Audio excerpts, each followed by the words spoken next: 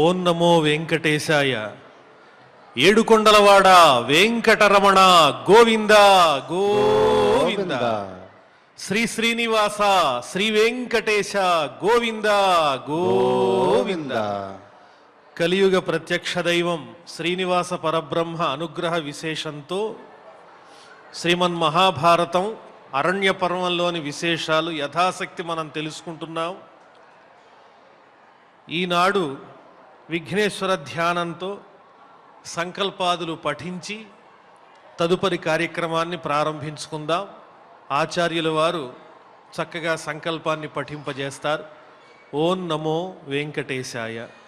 విఘ్నేశ్వర ధ్యానం. నమస్తే గణనాథాయ గణానాం పతయే నమః.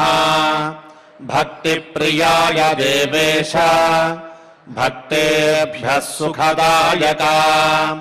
శ్రీనివాస ధ్యానం అనంత వేద సంవేద్యం నిర్దోషం గుణసాగరం అతీంద్రియం నిత్యముక్తం శ్రీనివాసం భజే నిశం.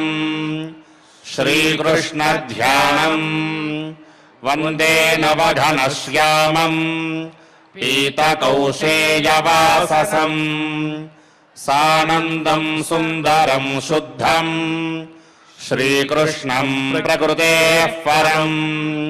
వ్యాసధ్యానం వేదవ్యాసం స్వాత్మరూపం సత్యసంధం పరాయణం శాంతం జితేంద్రియక్రోధం సశిష్యం ప్రణమామ్యహం. అథ సంకల్పః.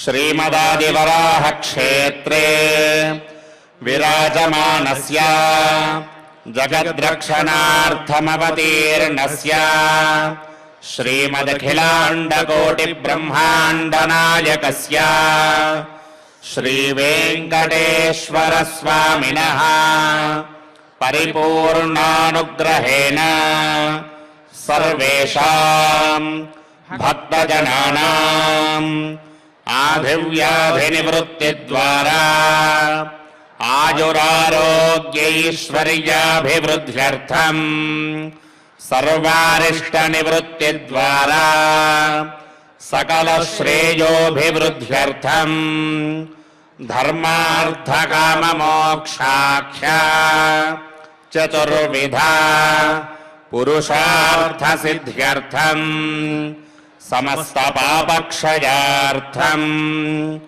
శ్రీ పరమేశ్వర ప్రీత్యర్థం శ్రీమన్మహాభారతే వనపర్వణి యథాశక్తి షట్చత్వారింశోऽధ్యాయాంతర్గత శ్లోకపారాయణం ఆచార్యముఖేన కరిష్యామహే. శ్రీకృష్ణ పరబ్రహ్మణే నమః. ఓం నమో వెంకటేశాయ. కొన్ని కారణాంతరాల వల్ల ఆచార్యుల వారు అరణ్య పర్వాన్ని చెప్పటానికి రాలేకపోతూ ఉన్నారు. అనతి కాలంలోనే వారు మళ్ళీ వచ్చి అరణ్య పర్వంలో విశేషాలు అందరికీ వినిపిస్తారు. ఎందువల్లంటే ప్రతి ఒక్కరికి కూడా ఏవో చిన్న చిన్న స్వల్పమైనటువంటి ఆటంకాలు కలుగుతూనే ఉంటాయి. పాండవులు కౌరవులు ఉన్నారు.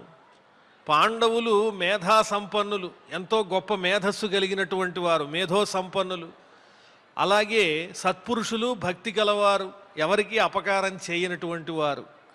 అలాంటి వాళ్ళు కూడా కాలానికి లోబడి విధివశాత్తు కష్టాలు అనుభవించాల్సినటువంటి సమయం కలిగింది. మానవ దేహాన్ని ధరించిన తరువాత అవాంతరాలు అనేవి కలుగుతూనే ఉంటాయి. కానీ వాటిల్ని దాటి చిట్ట చివరి వరకు ఉత్తమంగా వెళ్ళినటువంటి వాళ్లే ఉత్తమ పురుషులని పిలుచుకోబడతారు. ప్రారభ్యతే నఖలు భయేన విఘ్న భయేన నీచైః ప్రారభ్య విఘ్న నిహతాః విరమంతి మధ్యాః విఘ్నైర్ముహుర్ముహురపి ప్రతిహన్యమానాః ప్రారబ్ధముత్తమ గుణాః న పరిత్యజంతి. విఘ్నం కలుగుతుందేమో, చేసే పని ఆగిపోతుందేమో అని ముందుగానే భయపడి ఆ పనినే సంకల్పించకుండా ఉండేటువంటి వాళ్ళు యోగ్యులు కాదు. ఆ పనిని ప్రారంభించిన తర్వాత విఘ్నాలు వస్తున్నాయి కదా అని తడబడి ఆ కార్యాన్ని నిలుపు చేసినటువంటి వాళ్ళు యోగ్యులు కాదు. ఉత్తములు ఎవరు అంటే ఎన్ని విఘ్నాలు వచ్చినప్పటికీ చిట్ట చివరి వరకు నిలిచి కార్యాన్ని సాధించినటువంటి వాళ్ళే ఉత్తములు అంటారు. ఉత్తములు అనంగానే ఏ కష్టము లేకుండా పుట్టిన దగ్గర నుంచి జీవితం అంతా సుఖంగా గడపగలిగిన వాళ్ళు ఎవరుంటారు? ఎవరికైనా సమస్యలు అనేటువంటివి సహజమే అనే విషయాన్ని ప్రతి ఒక్కళ్ళము కూడా అవగతం చేసుకోవాలి. అలాగే ఎన్నో రకాలైన ధర్మాలు మనం తెలుసుకుంటున్నాం. ఈనాడు భర్తృహరి నీతి శతకంలో నుంచి మానవులకు ఉపయోగపడేటువంటి చక్కని నీతి శ్లోకాలు, వాటి సారాంశాలు కొన్ని తెలుసుకునే ప్రయత్నం చేద్దాం. దైవభక్తితో పాటు ఉత్తమ గుణాలు కూడా మనం కలిగి ఉండాలి. చదువుతో పాటు సంస్కారము కలిగి ఉండాలి. విద్య వేరు, సంస్కారం వేరు. విద్యావంతులైనటువంటి వాళ్ళంతా సంస్కారం కలిగిన వాళ్ళు కాదు.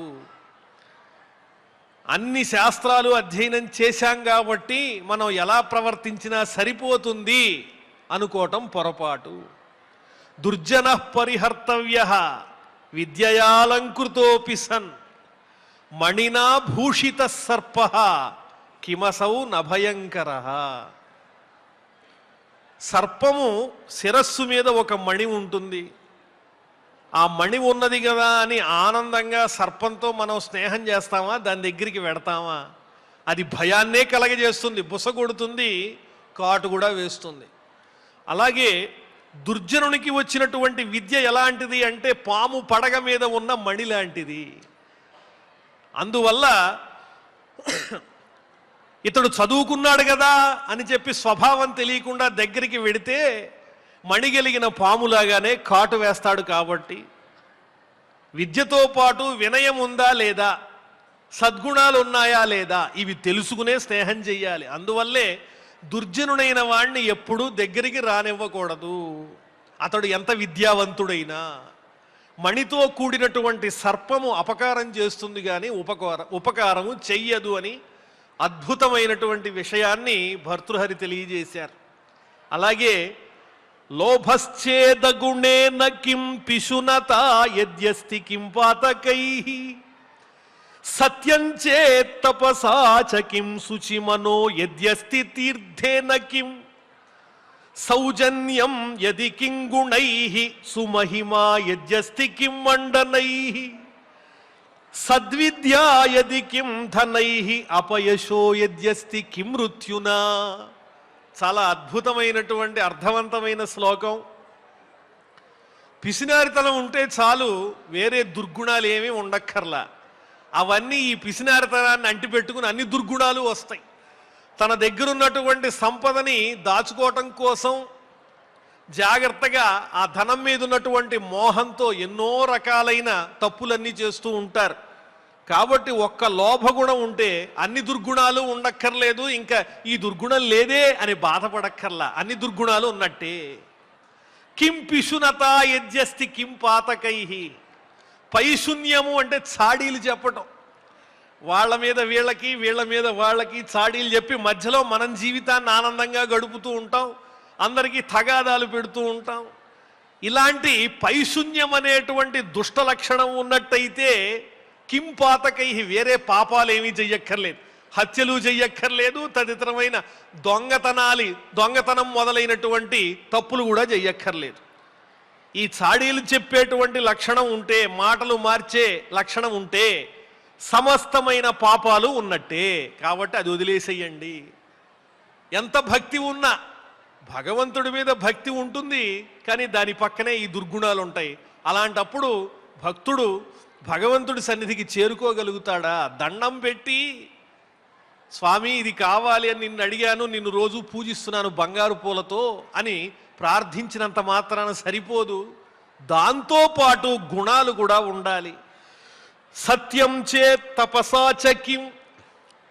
అరణ్యానికి వెళ్ళి తపస్సు చేయనవసరం లేదు, తపస్సు అంటే ఏమిటి అంటే తపన. ఏమి తపన ఉండాలి? నిజం చెప్పేటువంటి తపన ఉండాలి. సత్యం చేత్, నిజం చెప్పే గుణం ఉంటే, నిజాయితీగా ఉండడం అలవరుచుకుంటే, అనవసరమైన అబద్ధాలు కాలక్షేపానికి చెప్పి తప్పించుకునే లక్షణం గనక లేకపోయినట్లయితే అప్పుడు అది తపస్సుతో సమానము. దైవాన్ని మనం అరణ్యానికి వెళ్ళి తపస్సు చేసి మెప్పించినంత పుణ్యం వస్తుంది. ఆ సత్యగుణం ఉంటే చాలు. శుచిమనో యద్యస్తి తీర్థేన కిం, తీర్థయాత్రలు చేయలేకపోయాము అని బాధపడని అవసరం లేదు. ఓపిక లేనప్పుడు శుచిమనః, మనస్సు శుచిగా ఉంటే చాలు.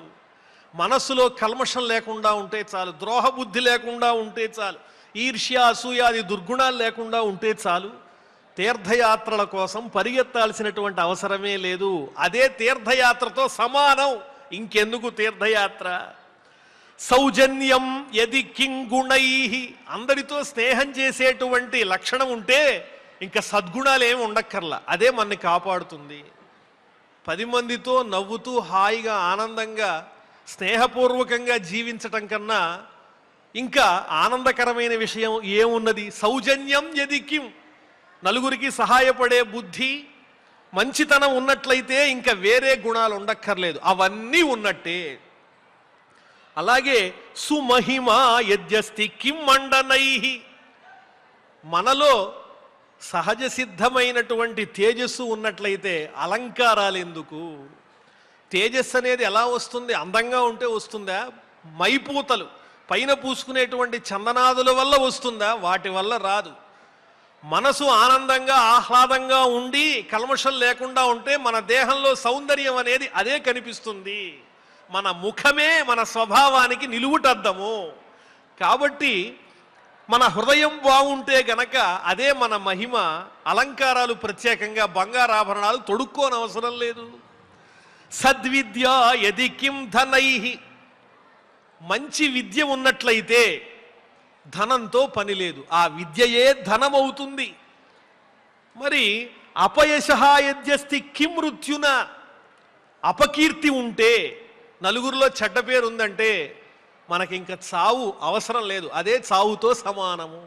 అపయశః యద్యస్తి కిం మృత్యున, బయటికి అడుగు పెడితే చాలు అందరూ తిట్టేవాళ్లే, వీడి వల్ల ఏ ప్రయోజనం లేదండి వీళ్ళ వల్ల అని మన్ని చూచి అందరూ భయపడుతున్నా బాధపడుతున్నా తిట్టుకుంటున్నా అదే మనకి చావుతో సమానం. 90 ఏళ్ళు బతికినా ఆరోగ్యం ఉన్నప్పటికీ నలుగురు మెచ్చుకోనప్పుడు అది జీవితం బతికి ఉన్న దాంతో సమానం కాదు, వాళ్ళు మరణించినట్టే.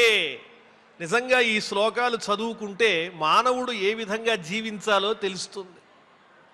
అలాగే ఎంతో గంభీరంగా ఆనందంగా ఉండాలని చెబుతూ లాంగూల చాలనమధశ్చరణావఘాతం భూమౌ నిపత్యవదనోదర దర్శనంచ శ్వాపిండదస్య కురుతే గజపుంగవస్తు ధీరం విలోకయతి చాటుశతైశ్చ భుంక్తే. కుక్కకి ఏనుగుకి ఉన్నటువంటి భేదాన్ని తెలియజేస్తున్నారు. అక్కడ పశువుల మీద జంతువుల మీద పెట్టి చెబుతున్నారు కానీ చెప్పేది మనుషులకే. ఏమిటా భావం? శునకం, కుక్క ఏం చేస్తుంది? యజమాని కనిపించంగానే లాంగూల చాలనం, తోకాడిస్తూ ఉంటుంది. అధశ్చరణావఘాతం, కాళ్లతో నేల మీద కడుతూ ఉంటుంది. భూమౌ నిపత్య, భూమి మీద పడి, వదనోదర దర్శనంచ, నాలిక బయటికి పెట్టి ఏదన్నా పెట్టమని అడుగుతూ ఉంటుంది, అలాగే పొట్ట చూపిస్తూ ఉంటుంది. ఎవరైతే ఆహారాన్ని పెట్టడానికి వచ్చాడో యజమాని ముందు ఇలాంటి నాటకాలన్నీ చేస్తూ ఉంటుంది శునకం. మరి ఏనుగేం చేస్తుంది అంటే తినమ్మా అని నోటికి చక్కగా చెరుగ్గడలు అందిస్తూ ఉంటే గంభీరంగా తొండాన్ని పైకెత్తి ఆనందంగా ఆహారాన్ని భుజిస్తూ ఉంటుంది. అంటే మన పని పూర్తవటం కోసం ఏ రకంగానైనా సాధన చేసుకోవటం కోసం దిగజారిపోవద్దు. ఏనుగులాగా గంభీరంగా ఉండండి, ఉన్నదాంతో తృప్తి పడండి అనేటువంటి చక్కని నీతిని ఈ శ్లోకంలో మనకి అందిస్తూ ఉన్నారు. అసలు దుష్టులంటే ఎవరో చెబుతున్నారు చూడండి. దుష్టులంటే అకరుణత్వం, అకారణ విగ్రహ, పరధనే పరయోషితి చ స్పృహ, సుజన బంధుజనేష్వసహిష్ణుత ప్రకృతి సిద్ధమిదం హి దురాత్మనాం. దుష్టులకుండే సహజ లక్షణాలు ఏమిటి? అకరుణత్వం, కరుణ లేకపోవటం, ఎదుటివారి కష్టాన్ని చూచి సాయపడదామనే ఆలోచనే రాకపోగా ఇంకా హింసించటం. అకారణ విగ్రహ, కారణం లేకుండానే కోపం, తగాదాలు పెట్టుకోవటం, వాళ్ళ గొప్పతనాన్ని చూపించటం కోసం అకారణంగా తగాదాలు పెట్టుకోవటం దుర్యోధనుల్లాగా. పరధనే పరయోషితి చ స్పృహ, ఇతరుల యొక్క సంపద మీద అలాగే పరస్త్రీల యందు కూడా వ్యామోహం కలిగి ఉండడం. ఇది దుర్యోధనుడికి సరిపోయిందిగా. పాండవులకు ఇవ్వబడినటువంటి రాజ్యం మీద కన్నేశాడు. అలాగే పందెంలో ద్రౌపదిని కూడా పందెం వేయమని చెప్పి ఆమెను తనకు సేవ చేసేటువంటి స్త్రీగా చెయ్యాలని ప్రయత్నం చేశాడు. ఇది పరధనే పరయోషితి చ స్పృహ అంటే కోరిక. ఎదుటి వాళ్ళ దగ్గర ఏదైనా కాస్త సంపద ఉందంటే ఓర్చుకోలేనితనం, అది మనం ఎలా సొంతం చేసుకోవాలనుకోవటం, ఇలాంటివన్నీ దురాత్మనాం ప్రకృతి సిద్ధం. వాళ్ళకి సహజంగా ఇలాంటి లక్షణాలు ఉంటాయి, వాళ్ళకి దూరంగా ఉండాలి, అలాంటి ఆలోచనలు రానివ్వకూడదు అని చెబుతున్నారు. అలాగే దాక్షిణ్యం స్వజనే దయా పరిజనే షాఠ్యం సదా దుర్జనే ప్రీతి సాధుజనే నయో నృపజనే విద్వజ్జనే చార్జవం శౌర్యం శత్రుజనే క్షమా గురుజనే కాంతాజనే ధృష్టత ఏచైవం పురుషాః కళాసు కుశలాః తేష్వేవ లోకస్థితి.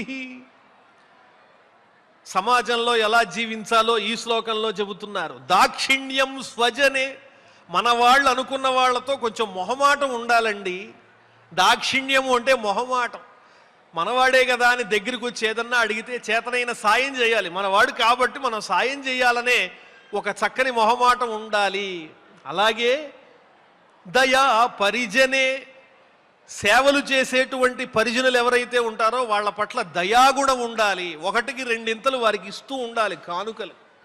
పని చేయించుకుని వాళ్ళని బాధ పెట్టడమే కాకుండా ఎప్పుడైనా ఏదన్నా వాళ్ళకి ఇతోధికంగా కానుకలు ఇచ్చి సంతోష పెడుతూ ఉండాలి. పనికి తగినటువంటి ఫలితం ఇంకా ఇంకా ఇస్తూ ఉండాలి. అలాగే శాఠ్యం సదా దుర్జనే, దుష్టులైన వాళ్ళు ఎవరైనా ఉంటే వాళ్ళ పట్ల మనం నీతిగానే ఉందామంటే ఆ దుర్జనుడు మన నీతిని కూడా వంకరగా తిప్పి మన్నే దుష్టులని నిరూపించడానికి ప్రయత్నం చేస్తాడు. అటువంటి వాళ్ళ దగ్గర జాగ్రత్తగా మసులుతూ వాళ్ళకి చిక్కుకోకుండా అవసరమైతే వాళ్ళ దగ్గర కూడా మనం ఒకంత అసత్యం చెప్పి తప్పించుకునే ప్రయత్నం కూడా చెయ్యాలి. ఎందువల్లంటే మనం ఎంత నిజాయితీగా ఉన్నా అవతలవాడు దాన్ని గుర్తించకపోగా మనలో ఉన్నటువంటి గుణాన్ని కూడా దోషంగా ప్రతిపాదించి 10 మందిలో చూపించి ఆనందించేటువంటి శఠుడు. శఠుడంటే ఎవరు? గూఢ విప్రియకృత్ శఠ, రహస్యంగా మనకి అపాయాన్ని కలిగించేటువంటి వాడిని శఠుడు అంటారు.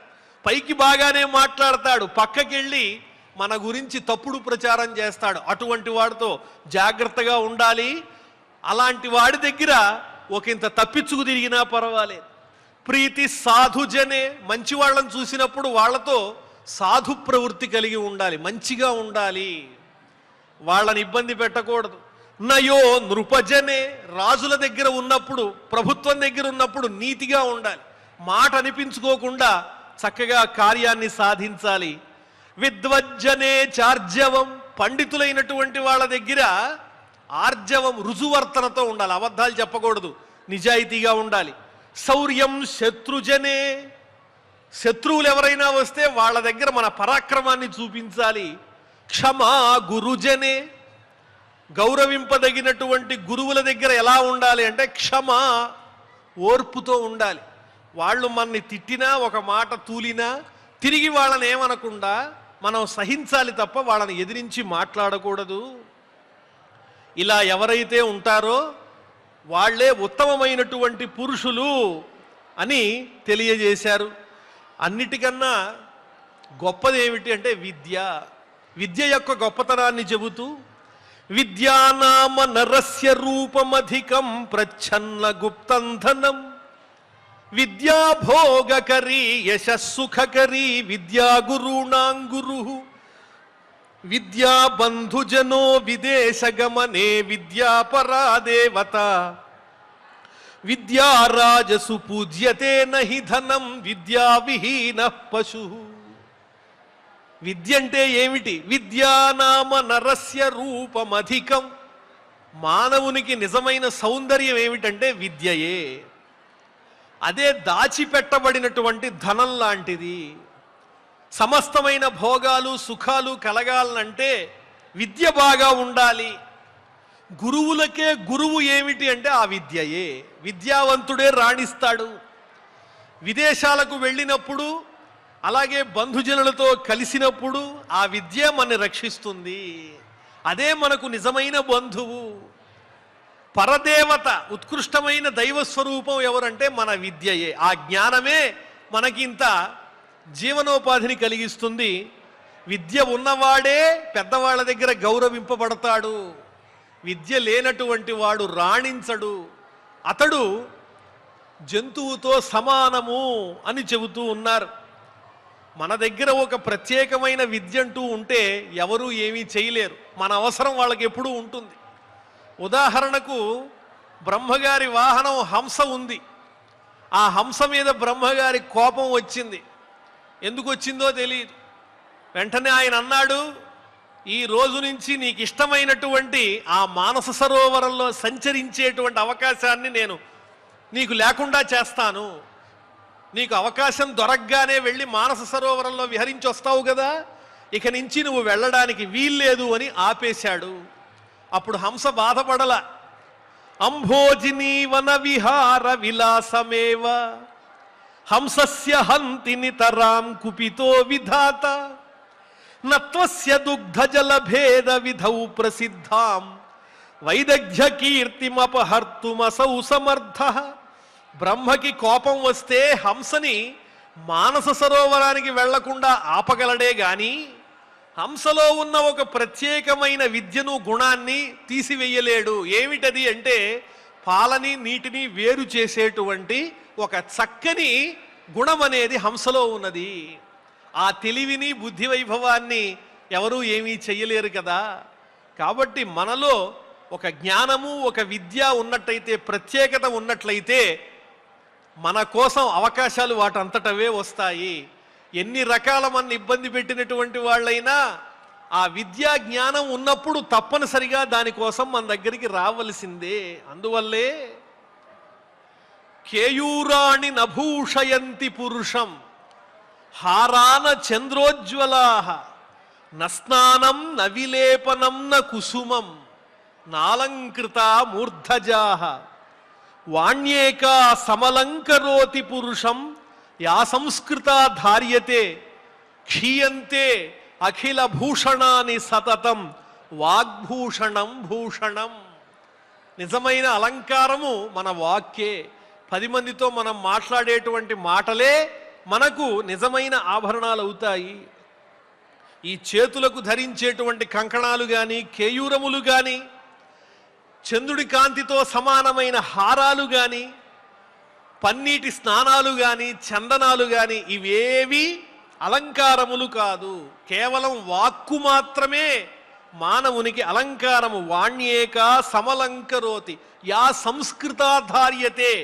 సంస్కారవంతమైనటువంటి ఉత్తమమైన వాక్కే మనిషికి అలంకారము. నీచమైన అసభ్యమైనటువంటి పదాలు ఉపయోగించటం మానేయాలి.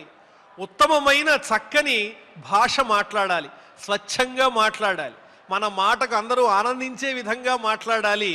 అంతే తప్ప తప్పుడు మాటలు మాట్లాడకూడదు. ఎందువల్లంటే నిజమైన ఆభరణం వాక్కు మాత్రమే. ఆ వాక్కుకు విద్యకు అంత శక్తి ఉన్నది. అది ఎవరు హరించలేరు. హర్తుర్యాతి నగోచరం కిమపి సంపుష్ణాతి యత్ సర్వదా అప్యర్థిభ్య ప్రతిపాద్యమానమనిశం ప్రాప్నోతి వృద్ధిం పరాం. దొంగలొస్తే ఇంటి తాళం పగలగొట్టి లోపలికి వెళ్ళి ధనాన్ని అపహరించగలరు, కానీ మనలో ఉన్నటువంటి విద్యను చూడలేరు, అపహరించలేరు. హర్తుర్యాతి నగోచరం కిమపి సంపుష్ణాతి. ఏదో తెలియని ఒక చక్కని మనశ్శాంతిని కలిగిస్తుంది విద్య, ఆ జ్ఞానం అనేది. అర్థిభ్య ప్రతిపాద్యమానమనిశం. మన దగ్గరున్న వస్తువులు ఎవరికన్నా ఇస్తే అవి తరిగిపోతాయి. విద్య మాత్రం ఎదుటి వాళ్ళకి ఇచ్చిన కొద్దీ మనకు పెరుగుతూ ఉంటుంది. అర్థిభ్య ప్రతిపాద్యమానం, అడిగిన వారికి ఇవ్వబడినటువంటి విద్య ఇంకా పెరుగుతుంది తప్ప నిధనం అంటే నాశనాన్ని పొందదు. అందువల్ల విద్యావంతులై సంస్కారవంతులైన వాళ్ళు ఎవరైతే ఉంటారో, చక్కని వాక్కు కలిగిన వాళ్ళు ఎవరైతే ఉంటారో వాళ్లకు మనం గౌరవాన్ని ఇవ్వాలి. అధిగత పరమార్థాన్ పండితాన్ మావమంస్థాః తృణమివ లఘులక్ష్మీర్నైవ తాన్ సంవృణద్ధి అభినవ మదరేఖా శ్యామగండస్థలానాం నభవతి విసతంతుర్వారణం వారణానాం. ఒక మదించినటువంటి ఏనుగుంది, దాన్ని బంధించాలనంటే తామర తూడులో ఉండేటువంటి సన్ననైన మృదువైన దారాలతో ఆ ఏనుగుని ఎవరైనా బంధించగలరా? అలాగే అభిమానవంతులై విద్యావంతులై సంస్కారవంతులైనటువంటి మహానుభావులు పండితుల్ని డబ్బు అనబడేటువంటి తామర తూడులో దారం లాంటి అల్పమైన ధనంతో కొనగలరా? వాళ్ళకి అభిమానమే ఆభరణం అవుతుంది. కాబట్టి సంపదలు వాళ్లను ప్రలోభ పెట్టలేవు, అడ్డగించలేవు. అందువల్ల వారిని గౌరవించండి, వారిని బాధ పెట్టకండి అని చెబుతున్నారు భర్తృహరి. అలాగే ఔషధం దేనికి లేదో చెప్తున్నారు చూడండి. వేటికుంది దేనికి లేదు. మందు శక్యోవారయుతుం జలేన హుతభుక్ ఛత్రేణ సూర్యాతపో. నీటితో అగ్నిని ఆర్పివేయవచ్చు, సూర్యుని యొక్క ఎండ నుంచి మనం గొడుగు పట్టుకుని తప్పించుకోవచ్చు. అలాగే నాగేంద్రో నిశితాంకుశేన, మదించినటువంటి ఏనుగుని కూడా నియంత్రించవచ్చు. ఎలాగా? వాడి అయిన అంకుశంతో అది కదలకుండా మనకి తగినట్టు నడిచే విధంగా ఆ ఏనుగుని కూడా మనం నియంత్రించవచ్చు. ఇతరమైనటువంటి ఎద్దు, గాడిద ఇలాంటి జంతువుల్ని కర్రతోనే నియంత్రించవచ్చు. దారుణమైన వ్యాధి వచ్చింది, దాన్ని పోగొట్టుకోవడానికి ఔషధ సేవనం చేసి తగ్గించుకోవచ్చు. వ్యాధిర్భేషజ సంగ్రహైశ్చ వివిధై, అనేక రకాలైన మందులతో మనకు వచ్చిన రోగాన్ని కూడా తగ్గించుకోవచ్చు. అలాగే మంత్రములతో ప్రయోగాలతో విషాన్ని కూడా తీసివేయచ్చు. కానీ సర్వస్య ఔషధమస్తి శాస్త్ర విహితం, శాస్త్రములో చెప్పబడిన మందు అన్నిటికీ ఉంది. లేనిదెవరికి అంటే మూర్ఖస్య నాస్తి ఔషధం, మూర్ఖుడికి మాత్రం మందు లేదు. మనం ఏదైతే చెప్తామో దానికి పెడగా అడ్డంగా చెప్పటమే మూర్ఖుని యొక్క లక్షణము. మూర్ఖుడంటే ఎవరంటే తెలియనివాడు కాదు, తెలిసి తప్పు చేసి నేను పట్టుకున్న కుందేలుకి 3 కాళ్ళు అని వాదించేటువంటి వాడే మూర్ఖుడని పిలువబడతాడు. అంటే ఎప్పుడూ తన మాటే నెగ్గాలి, తను చెప్పినట్టే ఎదుటి వాళ్ళు వినాలి, అందరూ తనకి సహాయం చేయాలి, తాను ఎప్పుడు ఏదనుకుంటే అది జరగాలి. దానికి విరుద్ధంగా జరిగితే కొంచెం కూడా తట్టుకోలేనటువంటి ఆ మనస్తత్వం ఉన్నటువంటి వాడే మూర్ఖుడంటే. అలాంటి మూర్ఖుడికి ఔషధం ఇంకా కనిపెట్టలేదు, వాళ్ళకి దూరంగా ఉండడం నయం. అది ఏషాం న విద్యా న తపో న దానం జ్ఞానం న శీలం న గుణో న ధర్మ తే మర్త్యలోకే భువి భారభూతాః మనుష్య రూపేణ మృగాశ్చరంతి. అయ్యా, మిమ్మల్ని తపస్సులు చేయమంటం లేదు, పూజలు చేయమంటం లేదు, భూమికి భారం కావద్దండి, ఎదుటి వాళ్ళకి మన వల్ల కష్టం కలిగించద్దు. ఎవరి దగ్గర అయితే విద్య లేదో, దాన గుణం లేదో, జ్ఞానం లేదో, మంచి స్వభావం లేదో, శీలం, ఆ స్వభావం అనేది ఎవరైనా అలవరుచుకోవచ్చు. మంచి స్వభావం, అటువంటి మంచి స్వభావం ఎవరి దగ్గర ఉందో, ధర్మం ఎవరి దగ్గర ఉందో వాళ్ళు ఉత్తములు. ఇవి ఎవరి దగ్గర లేవో వాళ్ళు భూమి మీద భూమికి భారం అవుతారు. మానవ రూపంలో తిరిగేటువంటి జంతువులే వాళ్ళు. కాబట్టి మంచి విద్య, దానగుణము, ధర్మము, మంచి స్వభావము ఇవన్నీ కలిగి ఉండండి అని తెలియజేస్తూ ఉన్నారు. ఇంకా కొంతమంది మూర్ఖుల గురించి చెబుతూ, కొంతమంది ఉంటారు, వాళ్ళు ఏం చేస్తారంటే ఎదురుకుండా ఎంత గొప్ప వాళ్ళు వచ్చినా కూడా పట్టించుకోకుండా తమ పనిలో తాము ఉంటారు. పోనీ వాళ్ళు చేసే పని ఉత్తమమైందా అంటే నీచమైన పనే. అయ్యో పెద్దల ముందు నీచమైన పని చేస్తున్నాననేటువంటి సిగ్గు కూడా ఉండదు. దానికి ఉదాహరణగా చెప్తున్నారు అద్భుతమైన శ్లోకం. క్రిమికులచితం లాలాక్లిన్నం విగంధి జుగుప్సితం నిరుపమ రసప్రీత్యా ఖాదన్ ఖరాస్థి నిరామిషం సురపతిమపిశ్వా పార్శ్వస్థం విలోక్య న శంకతే నహి గణయతి క్షుద్రో జంతు పరిగ్రహ ఫల్గుతాం. ఒక కుక్కకి ఒక ఎముక దొరికింది. ఆ ఎముక నిండా క్రిములున్నాయి, అది వాసన వస్తోంది, పురుగులున్నాయి. కానీ ఆ ఎముకని తీసుకుని ఎంతో ప్రేమగా దాని నోట్లో ఇంచి చొంగగారుతూ ఉంటే ఆ ఎముకని రుచిగా అది నాకుతోంది. ఆ సమయంలో దేవేంద్రుడు వచ్చి నీకేం కావాలో అనుగ్రహిస్తా, కోరుకో అన్నాడు. దేవేంద్రుడు వంక చూడదది. ఆ ఎముక నిస్సారమైనా దాంట్లో ఉన్నటువంటి రుచిని ఆస్వాదించడం కోసం అలాగే ప్రయత్నిస్తుంది తప్ప దేవేంద్రుడు అంతటి వాడు వచ్చాడు అని ఆలోచిస్తుందా? కొంతమంది మూర్ఖుల యొక్క వ్యవహారం ఇలాగే ఉంటుంది. నీచమైన స్వభావం కలిగిన వాళ్ళు తాము చేసే పనిలో ఉన్న చెడ్డతనాన్ని, తక్కువదనాన్ని గుర్తించకుండా ఆ ఎముకను నాకే కుక్కలాగా తప్పుడు పనులు చేస్తూ ఉంటారు, పెద్దవాళ్ళని అవమానిస్తూ ఉంటారు. అంటే ఆయన మనస్సులో ఎంత దారుణమైనటువంటి అగ్ని పుడితే పాపం భర్తృహరి సమాజాన్ని చూసిది రాశాడో మనం అర్థం చేసుకోవచ్చు. అలాగే మనం ఏ విధంగా మసులుకోవాలని మరొక అద్భుతమైన శ్లోకం. యదా కించిజ్ఞోహం గజ ఇవ మదాంధ సమభవం తదా సర్వజ్ఞోస్మీత్యభవదవలిప్తం మమ మనః యదా కించిత్ కించిత్ బుధజన సకాశాదవగతం తదా మూర్ఖోస్మీతి జ్వర ఇవ మదో మే వ్యపగతః.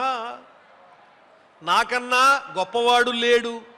ఏదో ఒక విద్యలో కాస్త పరిణతి రాగానే, కొంతమందికి తెలియని విషయాలు మనకి తెలియంగానే మనమే సర్వజ్ఞులం అనేటువంటి అహంకారం వచ్చి కూర్చుంటుంది. తనకి తెలిసింది తక్కువ అనే ఆలోచన కలగదు. అన్నీ నాకు తెలుసు అనుకుని మదించిన ఏనుగులాగా ఉంటారు. నేనే సర్వజ్ఞుణ్ణి అనుకుంటారు. మనస్సుకి బాగా గర్వం పట్టేసింది, మూసుకుపోయింది ఆ హృదయం అనేది. ఎప్పుడైతే కొంచెం కొంచెం పండితుల దగ్గర నుంచి తెలుసుకుంటున్నారో, ఓహో నాకు తెలియని విషయం ఈరోజు తెలిసిందే, నేను సర్వజ్ఞుణ్ణి అనుకున్నానే అని పండితుల దగ్గర నుంచి మంచి విషయాలు తెలుసుకుని చిట్ట చివరికి ఏమర్థం అవుతుందంటే నాకేమీ రాదు, నాకు వచ్చింది సముద్రంలో ఒక నీటి చుక్కంతా అన్న విషయం అర్థమయ్యి, ఇంతకాలం నేను మూర్ఖుళ్లాగా నేనే గొప్పవాళ్ళని అనుకున్నాను, నాకన్నా చాలా గొప్పవాళ్ళు ఉన్నారన్నమాట అన్న విషయం పండితుల దగ్గర నుంచి మంచి విషయాలు తెలుసుకున్నప్పుడే అర్థమవుతుంది. ఎవరి వృత్తిలో వాళ్ళు గొప్పవాళ్ళు అయి ఉండొచ్చు. ఎన్నో విద్యలున్నాయి, వాటికి హద్దు లేదు, అంతము లేదు. మనకి తెలిసిన దాని వరకే మనం ప్రవర్తించగలం, కానీ తెలియని విషయాన్ని ఏదైనా ఇతరుల దగ్గర తెలుసుకోవలసిందే. నైకహ సర్వం జానాతి, ఒక్కడికి అన్నీ తెలియవు కదా. అందుకని మనకొచ్చిన విద్యతోనే ఎదుటి వాళ్ళకి ఏమీ రాదు, వీళ్ళు నా ముందు ఒక దోమ ఈగ అని భావన చేస్తూ అహంకారాన్ని నెత్తి మీద పెట్టుకు తిరిగే వాళ్ళకి కొత్త విషయం ఎదుటి వాళ్ళ నుంచి అర్థమైనప్పుడు ఓహో నేను ఏమీ రానివాణ్ణి అని లోపల ఉన్న మదం అనే జ్వరం కాస్త పోయి మంచితనం ఏర్పడుతుంది. అందువల్లే సజ్జనులతో పండితులతో సహవాసం చేసి మనకి తెలిసిన విషయాలు కూడా వాళ్ళు చెప్తుంటే వినాలి. నలుగురు మాట్లాడుకుంటూ ఉంటే ఒక ఆయన ఒక కథ చెప్తున్నాడు, మహాపండితుడు. చిన్నప్పుడు ఎప్పుడో నేను విన్నాను ఆ కథ. ఆయన చెబుతూ అయ్యా మాకు తెలుసండి, మీరు ఆగండి నేను చెప్తా అని చెప్పి ఆ పెద్ద ఆయన్ని చెప్పనివ్వకుండా మధ్యలో కలబడి చొరబడి వచ్చి రానటువంటి విషయాలన్నీ చెబితే ఆయనకి విసుగు వస్తుంది. వీడికి చెబితే అర్థం కాదు, వినడు, మనం ఎందుకు అని ఆయన ఊరుకుంటాడు. అదే ఈ భర్తృహరి యొక్క మనస్సు కూడా. ఆయన ఏమంటాడు, తెలియని వాళ్ళకి చెబుదామా అంటే తెలియదు, పండితులకి చెబుదామా అంటే వాళ్ళకి అహంకారం. పోనీ గొప్ప ధన సంపాదన కలిగినటువంటి ప్రభువుల దగ్గర చెప్దామా అంటే వాళ్ళు అంతా విని నాకు నువ్వు చెప్తావా అని దండిస్తారు. ఇక నేను ఎవరికి చెప్పాలి ఈ విషయాలని నాలోనే దాచుకున్నాను అని రాశాడు ఈ శ్లోకాలన్నీ. కాబట్టి ఎవరైనా పెద్దలు చెప్పేటప్పుడు మనకి తెలిసిన విషయాన్ని కూడా వినాలి తప్ప నాకు తెలుసు అని మధ్యలో చొరబడితే వారి జ్ఞానం మనకి సంపూర్ణంగా అందదు, జాగ్రత్త పడండి అని చెబుతూ ఎన్ని చెప్పినా మూర్ఖుల్ని మనం మార్చలేమండి. లభేత సికతాసు తైలమపి యత్నతః పీడయన్ పిబేచ్చ మృగతృష్ణికాసు సలిలం పిపాసార్దితః కదాచిదపి పర్యటన్ శశవిషాణమాసాదయేత్ నతు ప్రతినివిష్ట మూర్ఖ జన చిత్తమారాధయేత్. ఇసుక నుంచి నూనె కూడా తీయచ్చు, బాగా ప్రయత్నిస్తే వస్తుందేమో ఇసుకలో నూనె. అలాగే ఎర్రని ఎండలో ఎండమావులు కనిపిస్తూ ఉంటాయి నీళ్లున్నట్టుగా దూరంగా. ఎక్కడైనా ఒక చోట ప్రయత్నించి ఆ మృగతృష్ణికలో ఎండమావిలో నీటిని కూడా తాగొచ్చు, ఇసుకలో నుంచి నూనె తీయచ్చు, ఎండమావిలో నీటిని తాగొచ్చు. అలాగే తిరిగి తిరిగి తిరిగి చెవుల పిల్లి కుందేలు, దానికి చెవులే ఉంటాయి కానీ కొమ్మున్నటువంటి కుందేళ్ళు కూడా పట్టుకోవచ్చు, ఉంటుందేమో బ్రహ్మ సృష్టిలో. కానీ నేను ఇంతే అని ఉన్నటువంటి మూర్ఖుని యొక్క మనస్సు మనం మార్చలేము. ఈ మూర్ఖుడిని మార్చడం కన్నా పై 3 విషయాలు ఏమైనా అవుతాయేమో. ఇసుకలో నూనె ఉండొచ్చేమో, కొమ్మున్న కుందేలు దొరకచ్చేమో, ఎండమావిలో నీళ్లు తాగచ్చేమో. కానీ మూర్ఖుడు అంతకన్నా దారుణమైన వాడు, పై అసంభవం, ఇది అసలు ఎప్పటికీ జరగదు అని మూర్ఖులకి దూరంగా ఉండండి అని చెబుతున్నారు. అలాగే ప్రసహ్య మణిముద్ధరేన్ మకర వక్త్ర దంశ్రాంతరాత్ సముద్రమపి సంతరేత్ ప్రచల దూర్మిమాలాకులం భుజంగమపి కోపితం శిరసి పుష్పవద్ధారయేత్ నతు ప్రతినివిష్ట మూర్ఖ జన చిత్తమారాధయేత్. ఒక మొసలున్నది, ఆ మొసలి నోట్లో మణి ఉంది. జాగ్రత్తగా అది కొరక్కుండా, దానికి తెలియకుండా, దానికి భ్రాంతి కల్పించి చేయిబెట్టి ఆ మణిని తీసేయచ్చు. అదేం పెద్ద కష్టమైన విషయం కాదు. అలాగే అంతం లేనటువంటి సముద్రాన్ని కూడా అలవోకగా దాటచ్చు. కోపంతో బుసలు కొట్టేటువంటి కసి మీద ఉన్నటువంటి పాముని, విషసర్పాన్ని కూడా పూలమాల్లాగా మెళ్ళో వేసుకోవచ్చు. ఈ 3 సాధ్యమే. కానీ నేను ఇంతే అని మూర్ఖుళ్ళా కూర్చున్నటువంటి వాడిని మార్చటం ఎవరి వల్ల కాదు. అందువల్లే పూర్తిగా తెలియని వాళ్ళకి కష్టపడినా చెప్పచ్చు, బాగా తెలిసిన వాళ్ళతో కూడా మాట్లాడచ్చు. ఎందువల్లంటే వాళ్ళు బాగా తెలిసిన వాళ్ళు కాబట్టి అర్థం చేసుకుంటారు, ఏదైనా తప్పు ఉంటే చెబుతారు. ఏమీ లేకుండా అన్నీ తెలుసు అనుకుని భావనతో ఉన్న విడిమిడి జ్ఞానంతో ఉన్న వాళ్ళకి బ్రహ్మ కూడా చెప్పలేడు, ఆనందింపజేయలేడు. అజ్ఞ సుఖమారాధ్య సుఖతరమారాధ్యతే విశేషజ్ఞ జ్ఞానలవ దుర్విదగ్ధం బ్రహ్మాపి నరం నరంజయతి.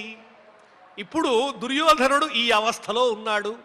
అందువల్లనే సజ్జనులై పండితులైనటువంటి పాండవులతో పెట్టుకున్నాడు. ఇంతవరకు మనం చదువుకున్న శ్లోకాల్లో మంచి గుణాలన్నీ పాండవులు అనుకుంటే, దుష్ట గుణాలన్నీ కూడా మూర్ఖుడైన దుర్యోధనునివే. కాబట్టి ఈరోజు మనం చక్కటి నీతి శ్లోకాలు, భర్తృహరి చెప్పినటువంటి నీతి శ్లోకాలు, మనందరికీ ఉపయోగపడేటువంటి విషయాలు, ధర్మమైన విషయాలు. ఎదుటివాళ్ళు చెబితే వినాలనే కోరిక ఉండదు, కానీ వినేవాళ్లే గొప్పవాళ్ళు. చెప్పేవాళ్ళు గొప్పవాళ్ళు కాదు. వాళ్ళు నేర్చుకున్న దానితో నేను చెప్పగలుగుతున్నా కాబట్టి నాకు అన్నీ తెలుసని భ్రమపడే అవకాశం ఉంది. వినేవాళ్ళకి ఆ బాధ ఎప్పటికీ లేదు, ఇంకా జ్ఞానాన్ని పెంచుకుంటూ ఉంటారు. కాబట్టి చెప్పటం కన్నా వినడం అనేటువంటిది చాలా అద్భుతమైన గొప్ప విషయము అని ఈ భర్తృహరి నీతి శతకం ద్వారా మనకు తెలుస్తూ ఉన్నది. యథోచితంగా ఈనాడు మనం కొన్ని మంచి విషయాలు తెలుసుకునే ప్రయత్నం చేశాం. ఇప్పుడు ఆచార్యుల వారు మనందరి చేత పారాయణ చేయిస్తారు. ఓం నమో వెంకటేశాయ. ఓం నమో వెంకటేశాయ. చక్కగా మనం ఆచార్యుల వారి ద్వారా అనేక సుభాషితాలను మనం తెలుసుకున్నాం. సహజంగా మనం జ్ఞానాన్ని పొందాలి అని అంటే దానికి 4 అవస్థలట. అది ఏమి అనంటే, మొట్టమొదటి అవస్థ ఏమి అనంటే ఆచార్యాత్ పాదమాదత్తే. ఇప్పుడు మనకు ఆచార్యుల ద్వారా చెప్పబడినటువంటి ప్రతి సుభాషితం కూడా మనం చక్కగా తెలుసుకున్నాక కొద్దిగా జ్ఞానం అనేటటువంటి దాన్ని మనం సంపాదించుకుంటూ ఉన్నాం. అలా సంపాదించుకున్నటువంటి దానిని వాడు ఏ విధంగా 2వ అవస్థను పొందాలి అనంటే పాదం శిష్యస్వమేధయా. వాడు ఎప్పుడూ కూడా గురుగారి దగ్గర నుంచి తెలుసుకున్నటువంటి ప్రతి విషయాన్ని కూడా చెప్పిన వెంటనే గురుగారు మనకు ఎందుకు చెప్పారు, ఏ విధంగా దానిని మనం ఆచరించాలి అనేటటువంటి దానిని తన బుద్ధి చేత ఆలోచించి దానిని ఆచరణలో పెట్టాలట. పాదం శిష్యస్వమేధజ. అప్పుడు మనకు ఒక 50% జ్ఞానాన్ని మనం పొందడానికి అవకాశం ఉన్నది. మరి 75వ 3వ భాగాన్ని 3వ వంతును మనం పొందాలి అని అంటే మనం ఏం చేయాలి అని అంటే పాదం శిష్యస్వమేధజ పాదం సబ్రహ్మచారిభ్య. మనకున్నటువంటి స్నేహితులు ఎవరైతే ఉన్నారో ఆ స్నేహితులతో ఇప్పుడు గురుగారు చెప్పబడినటువంటి రీతిగా ఎప్పుడూ కూడా మన స్నేహం అనేటటువంటిది సజ్జనులతో మాత్రమే ఉండాలి. అలా సజ్జనులతో కూడినటువంటి స్నేహితుల ద్వారా అరే నువ్వు ఈ విధమైనటువంటి తప్పును నువ్వు చేస్తున్నావు అని చెప్పగలిగేటటువంటి స్నేహితుడై ఉండాలి. అంటే వాడికి కూడా అంతో ఇంతో జ్ఞానం ఉండాలి. అలా ఉన్నటువంటి ఈ స్నేహితుల చేత వాడు 3వ జ్ఞానాన్ని 3వ వంతు జ్ఞానాన్ని వాడు పొందుతాడట. ఆ తదుపరి 4వ వంతు జ్ఞానాన్ని వాడు ఎలా పొందుతాడు అని అంటే పాదం కాలక్రమేణ చ అని శాస్త్రం చెబుతోంది. అంటే మనము నడుస్తూ ఈ విధమైనటువంటి స్థితిని పొందాక ఇక అన్నీ తెలుసు అని మనం అనుకున్న తర్వాత యథావిధిగా ఎటువంటి ఎవరి యొక్క అనుమతిని తీసుకోకుండా మనం యథావిధిగా నడుస్తూ ఉంటే నలుగురు ఎవరైనా సరే వచ్చి మనల్ని ఇబ్బంది పెట్టినప్పుడు తద్వారా మనకు ఏవైనా ఆటంకం కలిగినప్పుడు అరే మనం ఈ విధంగా చేస్తున్నాం, ఇది ఇలా చేయకూడదు అనేటటువంటి జ్ఞానాన్ని కాలక్రమంలోనే నువ్వు పొందుతావు అని శాస్త్రం చెబుతోంది. అంతటి విశేషమైనటువంటి జ్ఞానాన్ని మనకు ఆచార్యుల వారు అందించి ఉన్నారు. ఈరోజు భర్తృహరి సుభాషితాన్ని ఈ నాదనీరాజన మంటపాన్ని వేదికగా చేసుకొని మనకు చక్కగా జ్ఞానాన్ని అందజేసినటువంటి వారికి మరి ఒక్క మారు కృతజ్ఞతలు ధన్యవాదాలు తెలియజేసుకుంటూ ఇక యథావిధిగా మహాభారత అంతర్గత వనప్రవంలో 46వ అధ్యాయంలో 6వ శ్లోకం నుండి మనం యథావిధిగా పారాయణం చేసుకుందాం. స్వామివారి యొక్క అనుగ్రహాన్ని పొందుదాం. మృదు కుంచిత దీర్ఘేణ కుముదోత్కరధారిణ కేశహస్తేన లలనా జగామాథ విరాజతి భ్రూక్షేపాలాపమాధుర్యైః కాంత్యా సౌమ్యతయాపి చ శశినం వక్త్రచంద్రేణ సాహ్వయంతీవ గచ్చతి దివ్యాంగరాగౌ సుముఖౌ దివ్యచందనరూషితౌ గచ్చంత్యాహార రుచిరౌ స్తనౌ తస్యావల్గతుః స్తనోద్వహన సంక్షోభాత్ నమ్యమానా పదే పదే త్రివలీదామచిత్రేణ మధ్యేనాతీవ శోభినా అధోభూధర విస్తీర్ణం నితంబోన్నతపీవరం మన్మథాయతనం శుభ్రం రసనాదామభూషితం పారాయణ కార్యక్రమాన్ని పరిపూర్ణం చేసుకున్నాం. ఇప్పుడు శ్రద్ధగా మనందరం గోవిందనామాలు శ్రవణం చేద్దాం. భగవంతుని అనుగ్రహానికి పాత్రులమవుదాం. ఓం నమో వెంకటేశాయ.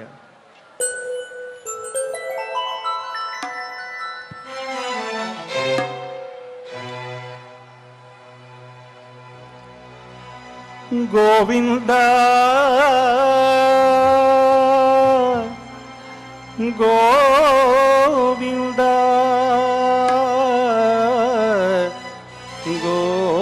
గోవింద శ్రీ శ్రీనివాస గోవింద శ్రీ వెంకటేశ గోవింద భక్తవత్సల గోవింద భాగవత ప్రియ గోవింద నిత్య నిర్మల గోవింద నీలమేఘ శ్యామ గోవింద పురాణ పురుష గోవింద పుండరీకాక్ష గోవింద నందనందన గోవింద నవనీత చోళ గోవింద పశుపాలక శ్రీ గోవింద పాప విమోచన గోవింద దుష్ట సంహార గోవింద దురిత నివారణ గోవింద శిష్ట పరిపాలక గోవింద కష్ట నివారణ గోవింద గోవింద హరి గోవింద గోకుల నందన గోవింద గోవింద హరి గోవింద గోకుల నందన గోవింద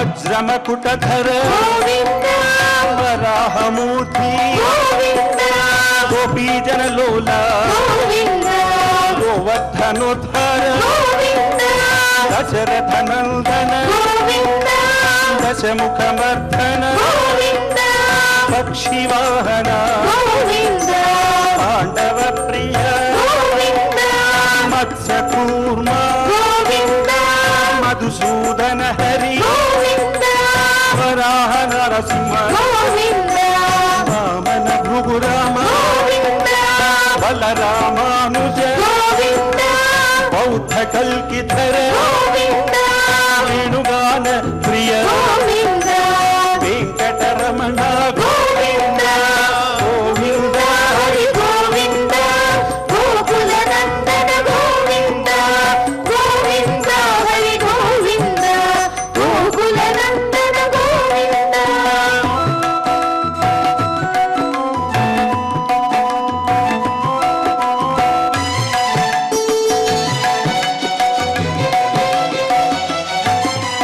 సీతానాయక గోవింద శిత పరిపాలక గోవింద హరిద్ర జన పోషక గోవింద ధర్మ సంస్థాపక గోవింద అనాథ రక్షక గోవింద ఆపద్బాంధవ గోవింద శరణాగత వత్సల గోవింద కరుణా సాగర గోవింద కమల దళాక్ష గోవింద కామిత ఫలద గోవింద పాప వినాశక గోవింద పాహి మురారే గోవింద శ్రీముద్రాంకిత గోవింద శ్రీవత్సాంకిత గోవింద ధరణీ నాయక గోవింద దినకర తేజ గోవింద గోవింద హరి గోవింద గోకుల నందన గోవింద గోవింద హరి గోవింద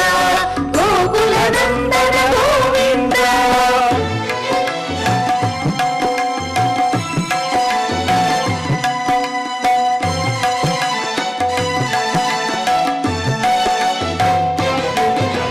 పద్మావతి ప్రియ గోవింద ప్రసన్నమూర్తి గోవింద అభయహస్త గోవింద అక్షయ వరద గోవింద శంఖ చక్రధర గోవింద శాంగగదాధర గోవింద విరజాతిరస్త గోవింద విరోధి వర్ధన గోవింద సాలగ్రామధర గోవింద సహస్రనామ గోవింద లక్ష్మీ వల్లభ గోవింద లక్ష్మణాగ్రజ గోవింద కస్తూరి తిలక గోవింద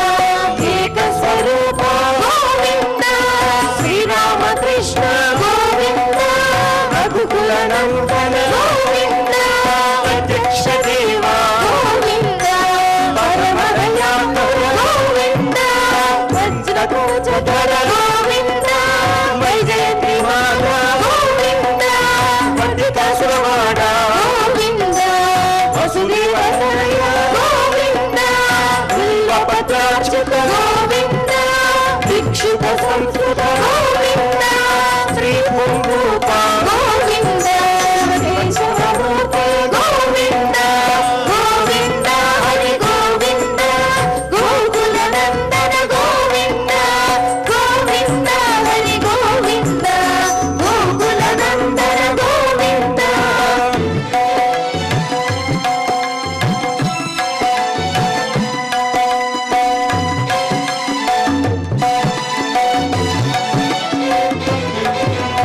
బ్రహ్మాండ రూప గోవింద భక్త రక్షక గోవింద నిత్య కళ్యాణ గోవింద నీరజనాభ గోవింద అతిగామ ప్రియ గోవింద హరి సర్వోత్తమ గోవింద నాగర వత్సల గోవింద కరుణాసాగర గోవింద హరి గోవింద గోకుల నందన గోవింద గోవింద హరి గోవింద గోకుల నందన గోవింద అభిషేక ప్రియ గోవింద పాప నివారణ గోవింద రత్న కిరీట గోవింద రామానుజనుత గోవింద స్వయం ప్రకాశ గోవింద ఆశ్రిత పక్ష గోవింద నిత్య శుభప్రద గోవింద నిఖిల లోకేశ గోవింద గోవింద హరి గోవింద గోకుల నందన గోవింద గోవింద హరి గోవింద గోకుల నందన గోవింద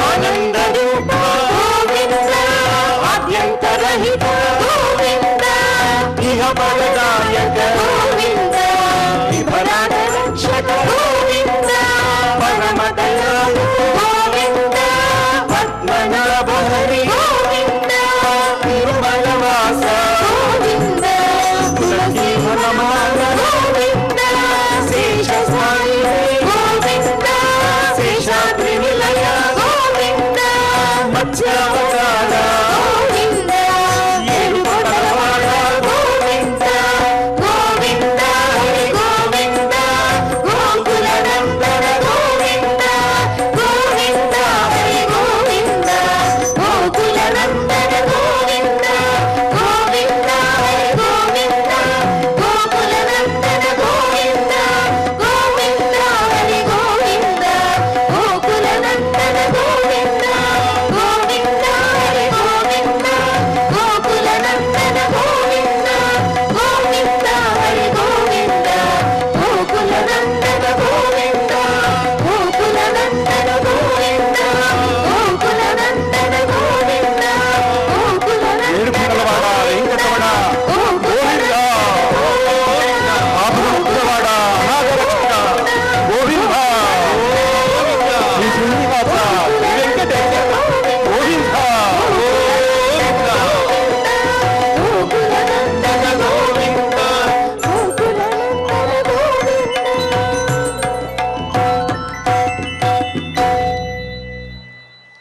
శ్రీ బాలాజీ గారు అన్నమాచార్య ప్రాజెక్టు నుంచి ఇచ్చేశారు. వారి బృందంతో ఎంతో సుమధురంగా గోవిందనామాలు ఆలాపన చేసి మనందరికీ భగవద్ అనుగ్రహాన్ని అందించారు. ఇప్పుడు అందరం కలిసి క్షమా ప్రార్థనాదులు పలుకుదాం.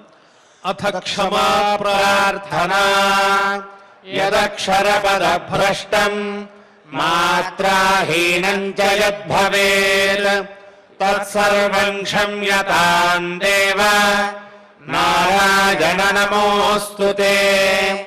అథ లోకక్షేమ ప్రార్థనా స్వస్తి ప్రజాభ్యః పరిపాలయంతాం న్యాయేన మార్గేణ మహీం మహిషాః. గోబ్రాహ్మణేభ్యः శుభమస్తు నిత్యం. లోకాः సమస్తాः సుఖినో భవంతు. అథ భగవత్సమర్పణం కాయేన వాచా మనసేంద్రియైర్వా బుద్ధ్యాత్మనా వా ప్రకృతే స్వభావాత్ కరోమి యద్యత్ సకలం పరస్మై నారాయణాయేతి సమర్పయామి. అథ మంగళం శ్రియః కాంతాయ కళ్యాణ నిధగే నిధగేర్థినాం శ్రీవేంకట నివాసాయ శ్రీనివాసాయ మంగళం.